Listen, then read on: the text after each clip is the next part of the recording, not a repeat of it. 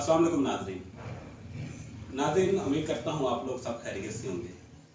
आज के इस तरक्की याफ्ता दौर में जहाँ पर बहुत सारे बच्चे मुख्तलिफ काम कर रहे हैं और बहुत सारे लोग मुख्तलिफ शोबा ज़िंदगी में अपनी खिदमत सर अंजाम दे रहे हैं, वहीं पर कुछ बच्चे ऐसे होते हैं कि जो साइंस की तलीम हासिल करते हैं, कुछ आर्ट्स की तलीम हासिल कर रहे होते हैं। उनमें बहुत सारे बच्चे ऐसे होते हैं जो पेशा वराना तलीम की तरफ आते हैं, जिनमें MBBS की आ जाती है, जिसमें MBA की डिग्री आ जाती है या जिसमें लॉ की डिग्री आ जाती है।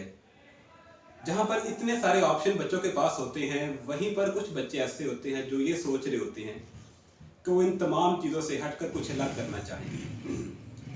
उन अलग करने वालों में बहुत सारे लोग ऐसे होते हैं जो आर्मी में जाना चाह रहे होते हैं, जो नेवी में जाना चाह रहे होते हैं, जो एयरफोर्स में अप्लाई करना चाह रहे होते हैं। लेकिन बदकिस्मती ये होती है उन लोगों के पास के उन लोगों को कोई सही गाइड करने वाला नहीं होता। इन सारे मसाइल और चैलेंजेस को देखते हुए वो लोग मज़ीद आगे नहीं बढ़ पाते, या फिर उन लोगों को इस तरह का माहौल नहीं मिला होता, इस तरह का कोई लीडर या कोई गाइड करने वाला नहीं मिला होता जो उनको मज़ीद पॉलिश कर सके, जो उनकी मुश्किलात को सुलझाए। कोई ऐसा शख्स नहीं मिलता। नाजरीन, आज हम इन तमाम मुश्किलात पर, तमाम चीज़ों, उमर वली साहब से कुछ सवालात पूछते हैं कि जो हमारे बच्चों के लिए, हमारे यूथ के लिए एक फ़ायदेमंद साबित हो सकते हैं कि वो किस तरह से आर्मी में अप्लाई कर सकते हैं। जी उमर वली साहब, सबसे पहले आपका शुक्रिया कि आपने हमें टाइम दिया, अपने कीमती वक्त से आपने टाइम निकाला। बहुत शुक्रिया आपका सर, आपने हमें अपने कीमती वक्त में से टाइम दिया, वक्त निकाल के आप हमारे पास आए। तो सर, हम कुछ चीज़ें हमारे जहन में हैं जो बच्चों के सवालात हैं और बच्चे ये जानना चाहते हैं कि उनके सवालात क्लियर हों। सर, पहले आप हमें बताएं कि PMA की तैयारी के लिए बेहतरीन तरीका क्या, हमें कैसे तैयारी करनी चाहिए? बिस्मिल्लाहिर्रहमानिर्रहीम। मैं उम्मीद करता हूं कि अली साहब जितना मेरा एक्सपीरियंस है उसको मद्देनज़र रख के आज जितने भी हमारे इस YouTube चैनल पे जितने भी हमें सुन रहे हैं जी, उनको ज़्यादा से ज़्यादा इस चीज़ का बेनिफिट हो सके। बिल्कुल सर। आपका जो बेसिक जो क्वेश्चन है वो ये है, आपने जो पहले बात की कि बहुत से ऐसे स्टूडेंट हैं माशरे में, कुछ आर्ट्स डिपार्टमेंट के हैं, कुछ साइंस डिपार्टमेंट के हैं, काबिलियत रखने के बावजूद बहुत अच्छी उनकी फ़िज़िकल उनकी एक्टिविटीज़ हैं, लेकिन उसके बावजूद वो आर्मी की जो सिलेक्शन है ना उसमें वो रह जाती हैं। बिल्कुल सर। उसके लिए बुनियादी तौर पे उन्हें मुकम्मल क्राइटेरिया का पता होना चाहिए। सबसे पहली बात सर, मैं नाज़रीन को ये बताना चाहूँगा कि हमारे पास जो आर्मी में जो सिलेक्शन होती है ना, उसके लिए जो बेहतरीन ऑप्शन है तैयारी करने का, वो स्टूडेंट अगर मैट्रिक है तो उसे चाहिए कि वो मैट्रिक की क्लास के बाद ही अपने आप को चेक करे, ताकि उसे पता चल सके कि किस तरह का उसका जो टेस्ट होगा, इंटेलिजेंस टेस्ट, किस तरह की उसकी फिजिकल एक्टिविटीज़ को असेसमेंट किया जाएगा, किस तरह के इंटरव्यूज़ में क्वेश्चन होंगे। वो स्टूडेंट के ऊपर डिपेंड करता है, वो अगर फर्दर एजुकेशन हासिल करना चाहता है तो वो उसको ज्वाइन ना करे, लेकिन जब वो मैट्रिक बेस पे अपनी एज की जो वो रिक्वायरमेंट होती है और वो जो एज का वो टाइम होता है, उनमें वो चीज़ें नहीं सीख पाता। फिर अचानक वो क्या होता है कि हायर एजुकेशन हासिल करने के बाद स्टूडेंट की ख्वाहिश होती है कि वो 1 या 2 अटैम्प्ट में ही अपना जो ये टेस्ट क्लियर कर दे। तो मैं ये रिकमेंड करूँगा, क्योंकि इनिशियल टेस्ट आप किसी भी जॉब के लिए देते हैं, पाकिस्तान एयरफोर्स के लिए देते हैं या पाकिस्तान नेवी के लिए देते हैं या पाकिस्तान आर्मी के लिए देते हैं। इनिशियल टेस्ट में अगर आप लोग फेल हो जाते हैं, जो कैंडिडेट अप्लाई करते हैं, चाहे वो मैट्रिक बेस पे अप्लाई करते हैं या इंटर बेस पे अप्लाई करते हैं, सेकेंडरी की होप सर्टिफिकेट पे अप्लाई करते हैं, या वो ग्रेजुएशन 2 साल के ऊपर अप्लाई करते हैं, ग्रेजुएशन 4 साल के बाद अप्लाई करते हैं, तो उन्हें चाहिए कि वो जिस लेवल पे, अगर मैट्रिक वाले स्टूडेंट ये वीडियो सुन रहे हैं तो मैं उनको ये रिकमेंड करूंगा कि वो अपनी तैयारी को, और क्या वो क्राइटेरिया होता है, वो एक प्रेशर होता है सेंटर में, वो एक ऑनलाइन टेस्ट होता है जिसमें बहुत ज्यादा स्टूडेंट तो कंफ्यूज हो जाते हैं क्योंकि उन्हें कंप्यूटर के बारे में अवेयरनेस नहीं होती। तो सबसे पहले तो मैं उन स्टूडेंट को ये बोलूंगा कि चाहे वो मैट्रिक के हैं या जिस भी लेवल पे हैं, अगर उनका फर्दर स्टडी का प्लान भी है, लेकिन उससे पहले भी उन्हें ये अटेम्प्ट करनी ही चाहिए ताकि वो चांस जाया ना हो। मेरा ये सवाल है कि भी आपने कहा कि मैट्रिक वाले हों, सेकेंड ईयर वाले हों, अप्लाई कर सकते हैं, तो सर इसमें क्या जो मैट्रिक और सेकेंड ईयर का जो रिजल्ट है, क्या वो भी इसमें इन्वॉल्व होता है, या उसमें अगर कम मार्क्स आते हैं, क्योंकि अगर किसी बच्चे के PMA में नहीं होता एडमिशन, वहाँ पर अप्लाई नहीं होता उसका, तो किसी दूसरी फील्ड में जाता है, तो वहाँ पर तो कंपटीशन बहुत टफ होगा। तो इस सूरत हाल में मैं ये जानना चाह रहा हूँ कि PMA में परसेंटेज क्या रिक्वायर करते हैं, अगर वो रिक्वायरमेंट पूरी नहीं होती तो क्या किसी दूसरी फील्ड में कम से कम अप्लाई करने के काबिल हो जाए? जी सर, इसमें जो नंबर्स की बात है ना, आर्मी की अगर किसी भी आप क्राइटेरिया की बात कर ले, इंटर के बाद है, आफ्टर ग्रेजुएशन है, या आपने बोला मैट्रिक की बात है, उसमें नंबर मार्क्स इतने मैटर नहीं करते। अच्छा, अगर आपके मोर देन 60% मार्क्स हैं या एटलीस्ट 60% अगर मार्क्स हैं, कुछ पोस्ट पे 55 भी वो मेंशन कर देते हैं, ठीक एटलीस्ट 60 जो परसेंट मार्क्स मिनिमम 60 यानी कि 60% हमारे मार्क्स जी 60% को कंसीडर करते हैं। लेकिन जो ज्यादा चीज मैटर करती है वो उनका जो टेस्ट होता है, वो टेस्ट दो सर पोर्शन पे वो कंसिस्ट होता है। अच्छा, एक उनका इंटेलिजेंस टेस्ट होता सही है, इंटेलिजेंस टेस्ट में भी दो चीजें आ जाती है मेन, एक उनका वर्बल पोर्शन होता है अच्छा, और एक उनका नॉन वर्बल पोर्शन होता है। सबसे ज्यादा जो मेजॉरिटी ऑफ स्टूडेंट है हमारे कंट्री के वो रह जाते हैं इंटेलिजेंस टेस्ट में, क्योंकि सारा जब वो एक एकेडमिक आवर में वो पढ़ते हैं, मुख्तलिफ वो स्टेजेस में पढ़ते हैं, उनको ये चीज करवाई नहीं जाती या वो उस चीज पे फोकस नहीं करते। तो मैं ये रिकमेंड करूंगा, उसके दो ही ऑप्शन है अली साहब इंटेलिजेंस को क्लियर करने के। एक तो ये कि ऑनलाइन हमारे पास प्लेटफॉर्म है, दो वेबसाइट मैं रिकमेंड करूंगा आपके इस इंटरव्यू में। एक तो ये कि आप इनको मेंशन कर दीजिएगा, एक है गो टेस्ट के हवाले से भी, गो टेस्ट जो ना www.gotest.com, उसमें ये होगा कि उसके जितने भी पोर्शन है वर्बल के नॉन वर्बल के सारे उन्होंने ऑनलाइन उन्होंने वो उसको जो ना अटेम्प्ट करते हैं स्टूडेंट। एक तो उन्हें जो कंप्यूटर के साथ जो अवेयरनेस नहीं है, स्पीड का जो इशू आता है, स्टूडेंट ज्यादातर कंफ्यूज हो जाते हैं जब टेस्ट को कंप्यूटराइज अटेम्प्ट करते हैं। जी बिल्कुल। तो इस टेस्ट के सॉल्व करने के लिए उन्हें चाहिए गो टेस्ट पे, एक तो वो अपनी नॉलेज तैयारी कर रहे हैं, तैयारी के लिए बेहतरीन प्लेटफॉर्म है। और एक अभी एक और वेबसाइट है उस पे काफी ज्यादा स्टूडेंट इस्तेमाल कर रहे हैं, स्टडी पीएमए।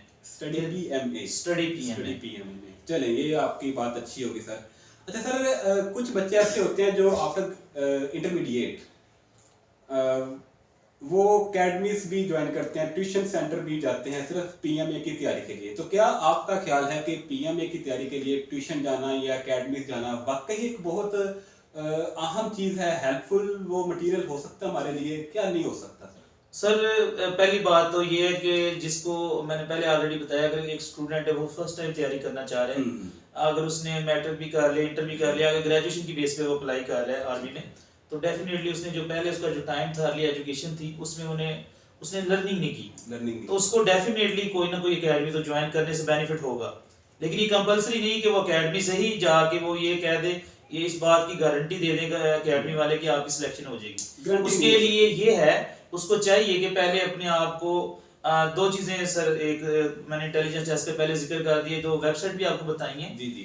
दूसरा ये है कि आप आईएसएसबी की गाइड बुक मिल जाती है, डोगरसंस वालों की, वो ले लें। आईएसएसबी की गाइड मिल जाती है, ठीक है। पीएमए लॉन्ग कोर्स की गाइड मिल जाती है, ठीक है, आप वो ले लें। उनमें ये सारा डिस्क्राइब किया और डिटेल से, बच्चों को ये थोड़ा सा पढ़ना पड़ेगा, मेहनत के बगैर ये काम नहीं हो सकता सर।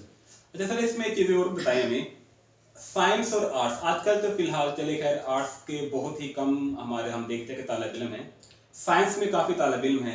तो क्या वो बच्चे जिन्होंने आर्ट्स रखा हुआ है, जिन्होंने आर्ट्स में अपने इंटरमीडिएट किया या ग्रेजुएट किया है, तो क्या वो बच्चे भी अप्लाई कर सकते हैं आर्मी के लिए? जी सर, कुछ ऐसे मतलब डिपार्टमेंट हैं, जैसे पाकिस्तान एयरफोर्स की बात कर लें, उनके डिपार्टमेंट्स हैं, उनमें ये आर्ट्स वाले बच्चे भी अप्लाई कर सकते हैं, मतलब कर सकते हैं, लेकिन नंबर ऑफ सीट्स बहुत कम होती है। ज्यादा जो प्रेफर वो करते हैं वो प्री इंजीनियरिंग वालों को करते हैं, आईसीएस वालों को करते हैं और प्री मेडिकल वालों को करते हैं। अच्छा। और यहाँ मैं आपको एक बताता चलो कुछ, क्योंकि ये मेरी फील्ड है तो मैं ये चीज़ भी ऐड करना चाहूँगा कि आईसीएस वाले स्टूडेंट को भी इक्वल अपॉर्चुनिटी है, प्री मेडिकल और प्री इंजीनियरिंग के। कुछ स्टूडेंट शायद ये समझती हैं कि वो आईसीएस अगर इसको ज्वाइन करते हैं तो शायद उनकी कम है, या बिल्कुल ऐसा नहीं है। अच्छा, मतलब इसमें बायो वाले भी अप्लाई कर सकते हैं इंटरमीडिएट के बाद, ग्रेजुएशन के बाद? ये सर दोनों के बाद है, इंटरमीडिएट की बात भी कर सकते हैं और बायो मैथ तीनों, मतलब ये फील्ड हम कर सकते हैं चीजें। अच्छा, तो फिर कुछ चीजें सर आ जाती हैं हमारे, कुछ लोग सवाल पूछते हैं कि पीएमए में जाने के लिए बच्चे को वाकई कैरेट कॉलेज में एडमिशन लेना लाजमी है उसके लिए। तो आपका क्या ख्याल है कि वाकई कैरेट कॉलेज के बच्चे ही सिर्फ एडमिशन वहां पर जाते हैं पीएमए में, या जो अदर कॉलेजेस हैं, जो प्राइवेट कॉलेजेस हैं या जो गवर्नमेंट कॉलेजेस हैं, उसके बच्चे भी जा सकते हैं? इसमें आप सर, इसमें दो पर्सपेक्टिव है। पहला तो ये कि पीएमए की या आर्मी के किसी भी डिपार्टमेंट की बात कर लें, जस्ट उसमें एकेडमिक को नहीं देखा जाता, बच्चे की फिजिकल एक्टिविटीज को देखा जाता है। अगर बात की जाए कैडेट कॉलेजेस की बात की, तो उनका बुनियादी जो मकसद है एजुकेशन के साथ साथ वो डिसिप्लिन है, फिजिकल एक्टिविटीज करवाई जाती हैं। वो आम जो दूसरा कैडेट है वो उस तरह से नहीं परफॉर्म कर पाता फिजिकल एक्टिविटीज में कैडेट कॉलेजेस के स्टूडेंट की। तो क्या दोनों को मतलब अगर एक बच्चा वहां पर जाकर बैठ गया है, आपके ख्याल में कैडेट कॉलेज का बच्चा और दूसरे गवर्नमेंट कॉलेज के बच्चा जब वहां पर गया तो दोनों को अपॉर्चुनिटी सेम मिलने के अपॉर्चुनिटी में फर्क आएगा? वहां नहीं, अपॉर्चुनिटी सेम है, जो रूल्स रेगुलेशन है सिलेक्शन के वो सेम है। वो चाहे गवर्नमेंट कॉलेज वाला बच्चा आगे आ जाए चाहे कैडेट कॉलेज वाला, वहां जिसने परफॉर्म करना है इंटरव्यू में, वहां जिसने परफॉर्म करना है मेडिकल जो टेस्ट है, वहां जिसने परफॉर्म करना है इनिशियल इंटरव्यू में, या जिसने परफॉर्म करना फिजिकल एक्टिविटीज में, सिलेक्शन उसकी ही होगी। वो चाहे किसी भी डिपार्टमेंट से हो सकता है, वो चाहे वो स्कूल से हो सकता है या कैडेट कॉलेज से हो सकता है। तो इसके जब हम लोगों ने पीएम में जाना है, ये ऑनलाइन टेस्ट ही अभी आप बता रहे हैं, आपने बताया कि होगा वो एमसीक्यू टाइप ही शायद टेस्ट होगा। एग्जैक्ट ठीक हो गया सर। उसके लिए हमें मतलब नॉलेज जो है वो जनरल नॉलेज, उस पे क्या क्या चीजें रिक्वायर होती हैं? जनरल नॉलेज या किस किस्म का नॉलेज जो है हमें? अच्छा सर, ये जनरल नॉलेज का मैं शॉर्ट इसको तरीके में बताऊंगा। ये जस्ट ये उन मतलब कैडेट्स के लिए नहीं है, उन स्टूडेंट्स के लिए नहीं है जो आर्मी में जाना चाहते हैं, ये किसी भी पोस्ट के लिए हो सकता है। जनरल नॉलेज बेसिकली हम उसको ना कुछ डोमेन में ना उसको डिवाइड कर देते हैं। ठीक हो गया। जनरल नॉलेज में हमारे पास आई थी पाकिस्तान हिस्ट्री 712 से लेके करंट जो हमारी अभी तक जो चल रहा है सारा, ये सारी इसकी बेसिक इसके कॉन्सेप्ट हैं। ठीक हो गया। वो है, उसके अलावा इंटरनेशनल हिस्ट्री को भी थोड़ा सा टच करना है। ठीक हो गया। एक तो हिस्ट्री का आया था, दूसरे नंबर पे आए थे हमारे पास मैथमेटिक्स, मैथ के बेसिक क्वेश्चंस आ जाते हैं। मैं रिकमेंड करूंगा जो मिडिल क्लासेस की बुक है 7, 8, 9, 10, इनमें जो बेसिक जो मैथ के क्वेश्चन है, रेशो के, प्रॉब्लम सॉल्विंग के हैं, इनके ऊपर बात हो सकती है। ये ज्यादातर यही पूछे जाते हैं। अच्छा, ये जनरल नॉलेज उसमें इंग्लिश भी आ जाती है, अभी इंग्लिश भी आ जाती है, इंग्लिश में भी ग्रामर पूछी जाती है। उसके अलावा सर पाकिस्तान करंट अफेयर पूछे जाते हैं। ठीक है, उर्दू के भी हवाले से, लिटरेचर के हवाले से भी पूछा जा सकता है। तो ये जो तमाम चीजें हैं वो जो भी आपने वेबसाइट बताई है, एक और वेबसाइट मैं आपको रिकमेंड कर देता हूं जनरल नॉलेज के लिए। एक तो मैंने गो टेस्ट आपको वेबसाइट बताई है, स्टडी पीएम में बताई है, लिंक सारे लगा देंगे वीडियो के साथ। बिल्कुल ऐसे ही। तो एक आप पाक एमसीक्यूज के नाम से वेबसाइट है, पाक एमसीक्यू बेहतरीन वेबसाइट है। पाकिस्तान के तमाम करंट अफेयर, इस्लामियत, वो सारे उसमें उन्होंने दिए और बेहतरीन तरीके से तैयारी चलिए, अगर वो तो है ना किसी बच्चे के पास अपॉर्चुनिटी नहीं होती है, इंटरनेट कनेक्शन नहीं होता, कोई दूर दराज से रहने वाले होते हैं, तो जो बच्चे डोगर वालों की किताब लेना चाहते हैं, तो उसमें मतलब ये तमाम जो नॉलेज है, जो एमसीक्यूज है, वो कवर हो सकते हैं बच्चे? सर ये क्वेश्चन बहुत आपने जबरदस्त किया। कभी भी रिलाई नहीं करना एक बुक पे। ये जस्ट एक आपको बताया डोमेन है। जिस आप डोगर की ले लेते, इसके साथ कारवान की जनरल नॉलेज की बुक मिल जाती है, हु इज हु बुक मिल जाती है, उसको आप ले सकते हो। ये जस्ट बच्चे को गाइडलाइन करने के लिए है। कभी भी एमसीक्यूज को नहीं तैयार किया जाता, टॉपिक्स को पढ़ा जाता है, कॉम्प्रिहेंसिव एमसीक्यूज खुद ही सॉल्व हो जाते हैं। जो भी कामयाब हुआ है या होगा इंशाल्लाह, जो बच्चे सुन रहे हैं वो टॉपिक्स को पढ़ें, वो टॉपिक्स को पढ़ें, रट्टे ना लगाएं एमसीक्यूज को। ये कभी ये एक अच्छा टॉपिक पे आपने बात किया, तो क्या ये जो टॉपिक हैं वो टॉपिक भी आ सकते हैं जो बच्चा अपने मैट्रिक में पढ़ा, 9th 10th में, फर्स्ट ईयर सेकंड में उसने अपने physics, chemistry, bio, math, English में पढ़ा है, क्या उन टॉपिक को भी वो रिवाइज करता रहे ऐसा उनमें से भी कुछ आ सकता है? जी एग्जैक्टली सर, आपने एग्जैक्टली सही क्वेश्चन किया है। एवरीडे साइंस की बात करते हैं, उसमें बेसिक क्वेश्चंस आते हैं साइंस के, कंप्यूटर के बेसिक क्वेश्चन आ जाएंगे। ठीक है, उसके बाद साइंस के क्वेश्चन आ जाते हैं, फिजिक्स के आ जाते हैं, बायोलॉजी के आ जाते हैं। तो एवरीडे साइंस पूछी जाती है किसी भी लेवल पे। यस। अच्छा, इसमें कुछ चीजें हैं कि कुछ बच्चे पूछते हैं कि चांस कितने होते हैं सर इस टेस्ट में, और नंबर एक चांस कितने होते हैं, दूसरा नंबर बताएं कि हमें कि किस उम्र से लेके किस उम्र तक बच्चे अप्लाई करते हैं, सबसे अहम चीज है सर। क्योंकि बड़े बच्चे ऐसे होते हैं कि जो शायद ओवर एज हो जाते हैं, लेकिन फिर भी उनका शौक होता है, क्योंकि वक्त पर उनको बताया नहीं जाता, कुछ भी मिस मैनेजमेंट हो जाती है। तो ये आप हमें बता दें कि चांस कितने होते हैं, और दूसरे नंबर पे एज लिमिट क्या होती है सर? जी सर, इसमें आईएसएसबी की अगर बात करें जी तो इनिशियल जो टेस्ट होते हैं, मैंने आपको ऑलरेडी बताया, किसी भी लेवल पे आप अप्लाई करते हो, ये बड़ी इंपॉर्टेंट बात है। काफी स्टूडेंट को इस बारे में भी नॉलेज नहीं है। इनिशियल टेस्ट अगर वो देता है, अगर बच्चा क्लियर नहीं करता, 3 माह बाद वो दोबारा टेस्ट दे सकते हैं उसी जॉब के लिए।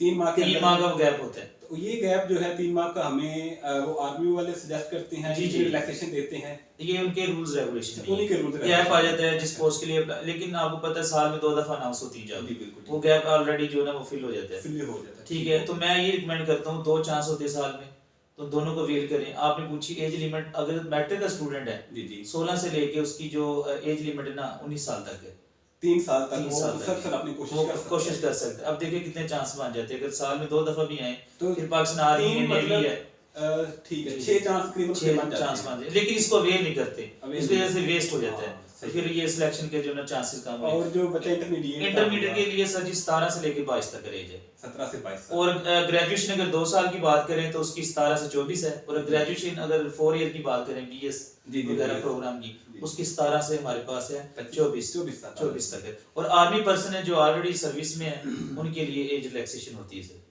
अच्छा, ठीक है, महकमे के अकॉर्डिंग टू रूल्स हो। चले जी नाजरीन, बहुत शुक्रिया। मैं उमर वली साहब का बहुत शुक्रगुजार हूँ कि उन्होंने हमारे साथ टाइम गुजारा, और उम्मीद करता हूँ कि आप लोग उमर वली साहब की बातों से बहुत ज़्यादा इस्तेफादा हासिल करेंगे और इन चीज़ों के ऊपर अमल करेंगे। सर मैं आपको एक बात अगर आप इजाजत बताना चाहें तो अगर किसी भी स्टूडेंट को अगर मजीद डिटेल में अगर कोई चीज़ पूछनी हो, जी। या आईएसएसबी के नोट से पीएमए के नोट्स लेनी हो, गूगल ड्राइव में लिंक शेयर कर दूंगा, हम अपना नंबर भी शेयर कर देंगे जी सर। तो वो स्टूडेंट को हम इंशाल्लाह वो लास्ट में आप वहाँ तक ही लेके जा सकते हैं, रसाई हासिल कर सकते हैं तालिब इल्म। जी एग्जैक्टली, ये बहुत अच्छी बात है जी उमर वली साहब की। उमर वली, ये बिल्कुल मैं दिल से कह रहा हूँ कि उमर वली साहब के पास जो भी नॉलेज होता है ये हमेशा ये चाहते हैं कि जहाँ तक हो सके ये तमाम बच्चों तक पहुँचे। तो बहुत शुक्रिया जी आपका, आप लोगों ने हमारा प्रोग्राम देखा सुना।